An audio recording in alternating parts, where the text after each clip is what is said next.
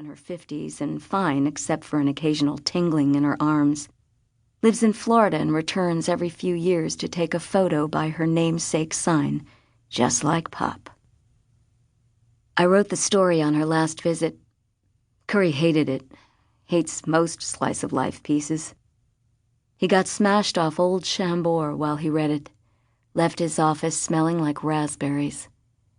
Curry gets drunk fairly quietly, but often. It's not the reason, though, that he has such a cozy view of the ground. That's just yawing bad luck. I walked in and shut the door to his office, which isn't how I'd ever imagined my editor's office would look. I craved big oak panels, a window pane in the door, marked Chief, so the cub reporters could watch us rage over First Amendment rights. Curry's office is bland and institutional, like the rest of the building. You could debate journalism or get a pap smear. No one cared. Tell me about Wind Gap. Curry held the tip of a ballpoint pen at his grizzled chin. I could picture the tiny prick of blue it would leave among the stubble.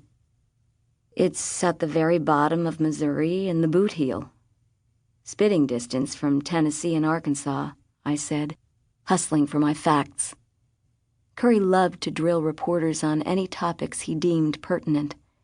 The number of murders in Chicago last year, the demographics for Cook County, or for some reason, the story of my hometown, a topic I preferred to avoid.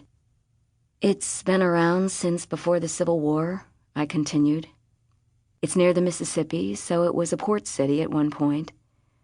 Now its biggest business is hog butchering. About 2,000 people live there. Old money and trash. Which are you? I'm trash. From old money. I smiled. He frowned. And what the hell is going on? I sat silent, cataloging various disasters that might have befallen Wind Gap. It's one of those crummy towns prone to misery. A bus collision or a twister, an explosion at the silo or a toddler down a well. I was also sulking a bit. I'd hoped, as I always do when Curry calls me into his office, that he was going to compliment me on a recent piece, promote me to a better beat. Hell, slide over a slip of paper with a 1% raise scrawled on it. But I was unprepared to chat about current events in Wind Gap. Your mom's still there, right, Preaker? Mom, stepdad, a half-sister born when I was in college, her existence so unreal to me I often forgot her name. Amma. And then Marion. Always long gone Marion.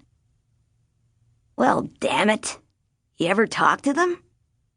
Not since Christmas. A chilly, polite call after administering 3 bourbons. I'd worried my mother could smell it through the phone lines. Not lately. Jesus Christ, Preaker. Read the wires sometime. I guess there was a murder last August? Little girl strangled? I nodded like I knew. I was lying. My mother was the only person in Wind Gap with whom I had even a limited connection, and she'd said nothing. Curious. Now another one's missing. Sounds like it might be a serial to me. Drive down there and get me the story. Go quick. Be there tomorrow morning. No way. We got horror stories here, Curry. Yeah, and we also got 3 competing papers with twice the staff and cash.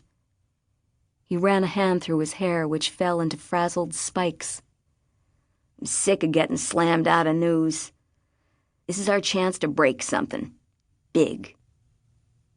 Curry believes with just the right story, we'd become the overnight paper of choice in Chicago, gain national credibility.